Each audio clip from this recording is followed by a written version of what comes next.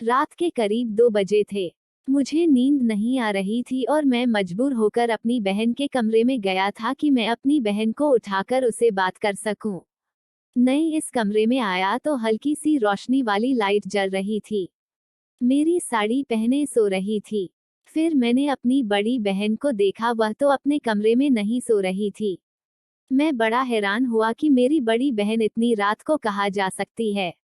मैं बाहर आंगन में आया, बाथरूम बाहर आंगन में बना हुआ था। बाथरूम के करीब आया तो मुझे हल्की सी फुसफुसाने की आवाजें आ रही थी। मैंने बाथरूम के करीब से आकर सुना तो वह मेरी बहन की आवाज थी जो किसी को कह रही थी, जल्दी करो वरना कोई आ ना जाए। और कोई लड़का बोल रहा था, रात के 2 बजे कौन आ सकता है, तुम परेशान ना हो। मैं यह सब सुनकर चौंक गया। फिर मैं बाथरूम का कोई सुराग ढूंढने लगा ताकि मैं अंदर उन दोनों को देख सकूं कि आखिर अंदर चल क्या रहा था।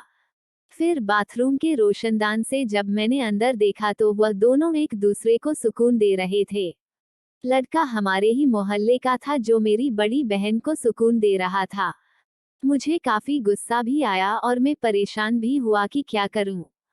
फिर मेरे दिमाग में एक तरकीब आई। मैं वापस बाथरूम के मेन दरवाजे पर आया और मैंने हल्के से कहा, पूजा मुझे पता है तुम अंदर हो और तुम्हारे साथ कोई और भी है, और मुझे यह भी पता है कि तुम लोग अंदर क्या कर रहे हो। तुम दोनों की भलाई इसी में है कि धीरे से दरवाजा खोलो और बाहर आ जाओ। घर में कोई शोर सुनकर जागना जाए और शोर मत करना। मेरी बड़ी बहन के अंदर से आवाज आई, भाई आप गलत फहमी में हैं, मैं वॉशरूम में हो, आप क्यों आए हैं, जाएं। अब मैंने कहा, नहीं मुझे झूठ बोलने की जरूरत नहीं है, मैंने देख लिया है, यह रोहित है, वही लड़का आवारा, उसी के साथ तुम रंगरेलियां मनाते रहती थी। तुम्हारी भलाई इसी में है कि दरवाजा खोलो वरना मैं मम्मी और पापा को उठाकर आ जाऊंगा। फिर पूजा ने कहा, अच्छा भाई आपको किसी को उठाकर लाना है, मैं दरवाजा खोल रही हूँ और अब धीरे धीरे आना। पूजा ने दरवाजा खोला। लड़का रोहित वहां से भागने की कोशिश करने लगा। मैंने कहा, खबरदार रोहित, जो तुम यहाँ से हिले भी वह भी रुका रहा और मेरी बहन भी। फिर मैंने बहन पर झूठ मूठ का गुस्सा किया। मुझे खैर पहले ही शक था अपनी बहन पर कि शायद वह इस तरह के किसी काम में मिली हुई है, लेकिन आज मैंने रंग रंगे हाथों से देख लिया था, उसके पास मोहने का कोई चारा नहीं था। फिर मैंने कहा, यह कब से चल रहा था, तो दोनों ने बीच में कुछ कहा। फिर मैंने अपनी बहन से कहा, तुम तो बड़ी कहती थी कि अपने पति से बहुत प्यार करती हो, इसीलिए मैं दूसरी शादी नहीं कर सकती, पर यह काम तो तुम बड़े शौक से कर रही हो। फिर मेरी बहन मुझसे कहने लगी, समीर जो कुछ भी हुआ अनजाने में हुआ, मेरी इसमें कोई गलती नहीं है, मुझे माफ कर दो और यहाँ से चले जाओ। मैंने कहा, नहीं आज तुम थाई हो, मैं इतनी आसानी से तुम्हें नहीं छोड़ूंगा। फिर उसने कहा, समीर तुम क्या चाहते हो, खुदा का वास्ता है मुझे जाने दो। मम्मी और पापा को पता चल गया कि मैं रोहित के साथ थी तो वह तो मुझे जान से मार डालेंगे। प्लीज मेरे साथ ऐसा मत करो, मेरी इज्जत रख लो। फिर मैंने कहा, अच्छा तुम रोहित को भराव, मैं तुमसे अकेले में बात करना चाहता हूँ। शायद रोहित पहले से ही बहुत डरा हुआ था और यह सुनते ही बाहर चला गया। उसने मेरी बात भी नहीं सुनी और फिर मैंने अपनी बहन को पकड़ लिया। मैंने कहा, जो तुम यह काम इसके साथ कर रही थी, चलो बाथरूम के अंदर मेरे साथ भी करो। वह कहने लगी, नहीं भाई मैं आपके साथ नहीं कर सकती। मैंने कहा, तुम्हें करना पड़ेगा वरना मैं मम्मी और पापा को उठाकर ले आऊंगा। फिर मेरी बड़ी बहन मुझसे कहने लगी, समीर शर्म करो, मैं तुम्हारी बड़ी बहन हो, तुम मुझसे छोटे हो। मैंने कहा, कुछ नहीं होता, इस वक्त मेरा दिमाग बहुत खराब है, वैसे भी मुझे तुम्हारी जरूरत थी, मैं तुम्हें उठाने ही आया था। यह तो अच्छा हुआ कि मुझे तुम इस हालत में मिल गई हो। अब मैं नहीं जाऊंगा खुद को बिना सुकून दिलवाए। फिर मैंने उसे हाथ से पकड़ा और बाथरूम में ले आया। उसने कहा, अच्छा रुको रुको मेरी बात सुनो पहले। मैंने कहा, एक हाथ में, फिर बात बता रहो। उसने कहा, नहीं पहले मेरी एक शर्त है, बाद में तो मैं पूरा पूरा सुकून दूंगी। मैंने कहा, अच्छा बताओ जल्दी बताओ। उसने कहा, अभी नहीं, वो मैं कल बताऊंगी। मैंने कहा, नहीं नहीं ऐसा मत करो, रात नहीं गुजरेगी। उसने कहा, पक्का वादा है, कल तो फिर जरूर सुकून पहुंचाएंगे। लेकिन वो न मानी और फिर मैं वापस आकर अपने बिस्तर पर लेट गया। अब मुझे काफी देर तक नींद नहीं आई। मैं ऐसे ही जागता रहा और अपनी बहन के बारे में सोचता रहा कि वो कब से रोहित के साथ लगी हुई है। पता नहीं और किस किस के साथ पर है। जिस चीज से मैं डरता था वही काम मेरे घर में हो रहा था। मैं ऐसी चीजों से डरता था कि मेरी बहनें या मेरी मम्मी बाहर किसी के कहने में ना आ जाए और यह काम ना कर ले। आखिरकार वही हुआ है। मेरी आंख लग गई। आज मेरी आंख सुबह 9 बजे खुली। मैं बाहर आया तो मम्मी नाश्ता बना चुकी थी। मम्मी ने कहा, समीर आज उठने में इतनी देर क्यों करती? मैंने कहा, हमें बस आग लग गई थी। मम्मी ने कहा, अच्छा जल्दी से नाश्ता कर लो और फिर दुकान पर जाओ। मेरी मम्मी भी मुझे बहुत खूबसूरत और हसीन लगती थी, लेकिन मैं यही सोचता था कि उनसे बात कैसे करूं। फिर मैं इसी मौके की तलाश में था कि कब वो दिना की मम्मी के साथ। फिर मैंने नाश्ता किया। नाश्ता करने के बाद मैं अपनी बहनों की कमरे में गया। जब मैं गया तो मेरी बड़ी बहन अपने छोटे बेटे को नाश्ता कर पा रही थी और मुझे देखकर मुस्कुरा भी रही थी। फिर मैंने अपनी बहन से कहा, एक बात बताओ, तुम्हारी क्या शर्त है? उसने कहा, भाई आज दोपहर जब आप खाना खाने आएंगे तब मैं आपको बताऊंगी कि मेरी क्या शर्त है। मैंने कहा, अच्छा। फिर मैं अपनी दुकान पर आया। दुकान पर आया तो छोटू ने दुकान खोलकर सफाई सुथरा करके बैठा हुआ था। दुकान पर बैठे हुए मुझे अभी थोड़ी ही देर हुई थी कि जिसका जिक्र मैंने किया था, एक हमारे गांव की लड़की है जिससे मैं पसंद करता हूँ। उसका नाम पूनम है और वह इस मोहल्ले की सबसे खूबसूरत लड़की है। वह सौदा लेने के बहाने मेरी दुकान पर आई और मुझसे कहा, समीर मैं तुमसे बहुत जरूरी बात करने आई थी। हमारे पास कोई फोन है, मुझे दे दो ताकि मैं तसल्ली से तुमसे बात कर सकें। फिर उसने कहा, दुकान पर मैं बात नहीं कर सकती।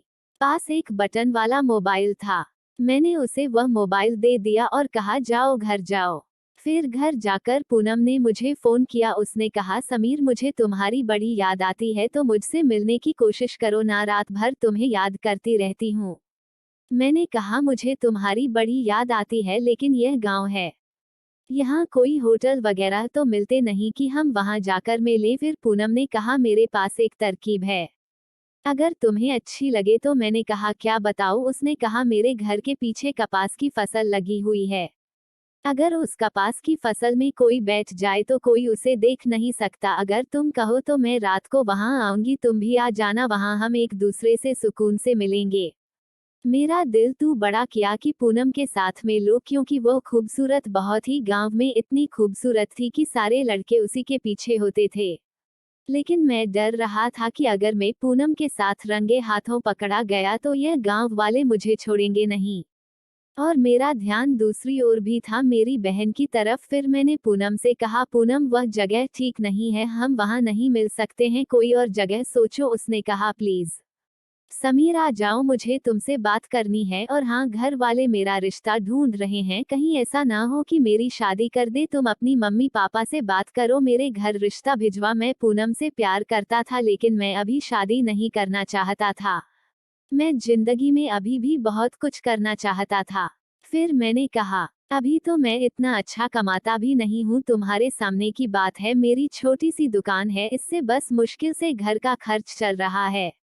मैं अपने पैरों पर खड़ा हो जाओ, फिर तुम्हारे घर रिश्ता जरूर भेजूंगा।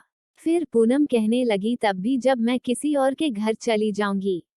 मुझे कोई जरूरत नहीं है इतनी दौलत की, जिस हाल में भी तुम रखोगे मैं उसी हाल में तुम्हारे साथ राजी हो। समीर खुदा के लिए मैं तुम्हारे बगैर नहीं रह सकती। हालात कुछ मेरे भी ऐसे ही थी। पूनम से शायद मैं सच्ची प्यार करता था।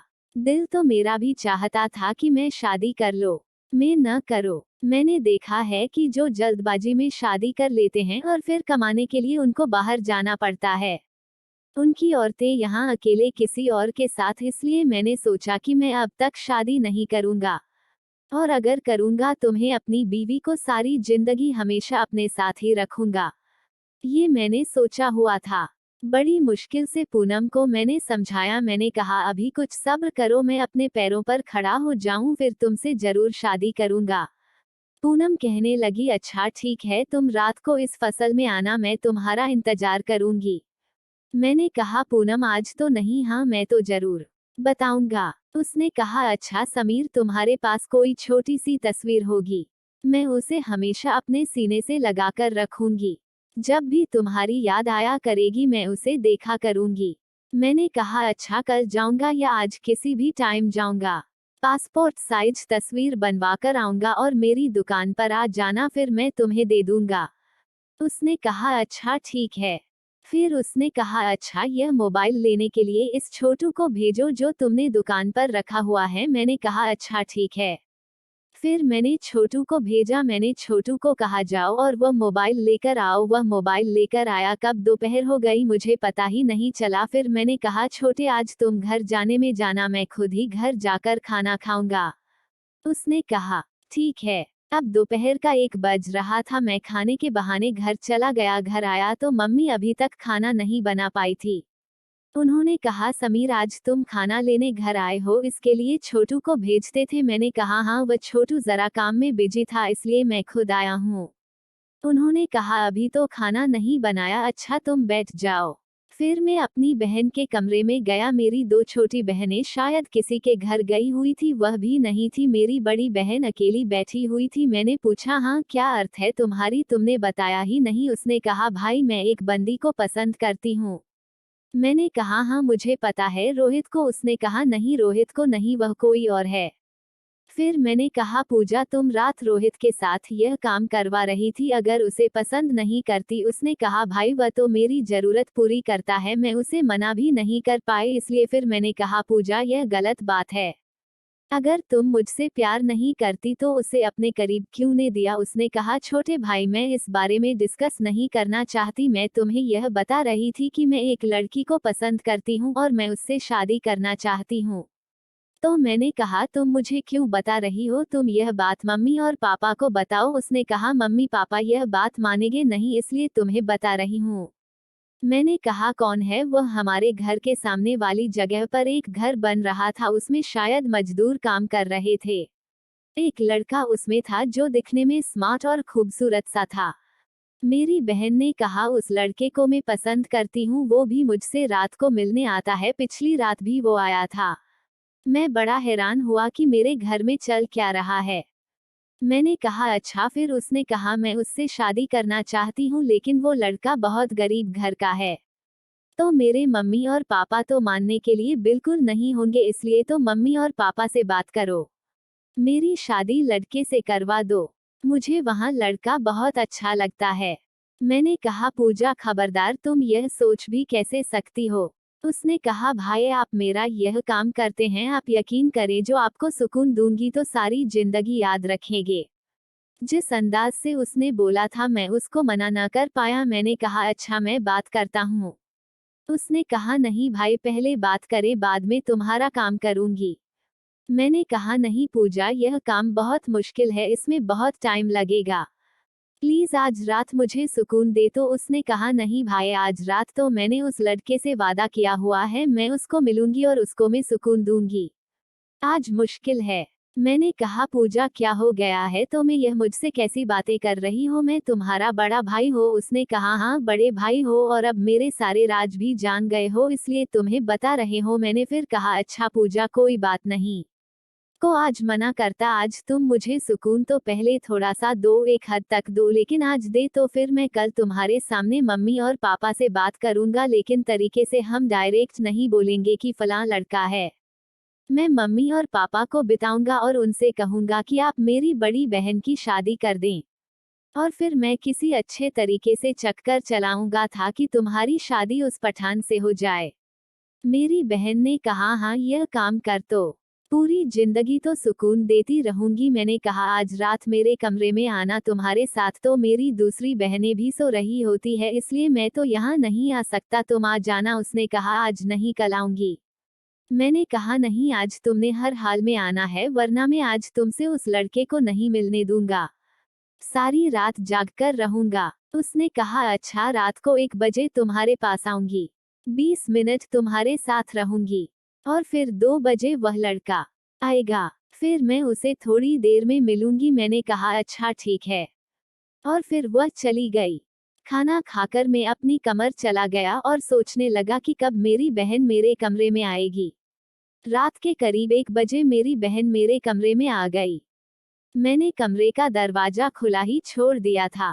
फिर मेरी बहन ने मुझे वो सुकून दिया जिसके लिए मैं कब से तड़प रहा था। करीब आधे घंटे बाद वह बाहर चली गई उस लड़के से मिलने के लिए। मैं आज बहुत खुश था क्योंकि मैं जो चाहता था वो मुझे मिल गया। फिर जैसे तैसे करके मैंने अपनी माँ पापा को भी पूजा की शादी के लिए मना लिया। फिर पूजा की शादी हो गई और वो अपने ससुराल चली गई। फिर जब कभी वह घर आती तो हम दोनों साथ में समय बिताते और कभी कभी मेरा मन करता तो तुम्हें उसे मिलने चला जाता था। फिर कुछ महीनों बाद मैंने एक बड़ी सी दुकान खोल ली, जिससे घर का खर्चा कम हो गया। और फिर मैंने पूनम के घर वालों से बात करके उससे शादी कर ली और फिर हम दोनों खुशी खुशी रहने लगे। तो दोस्तों, आपको यह कहानी कैसी लगी?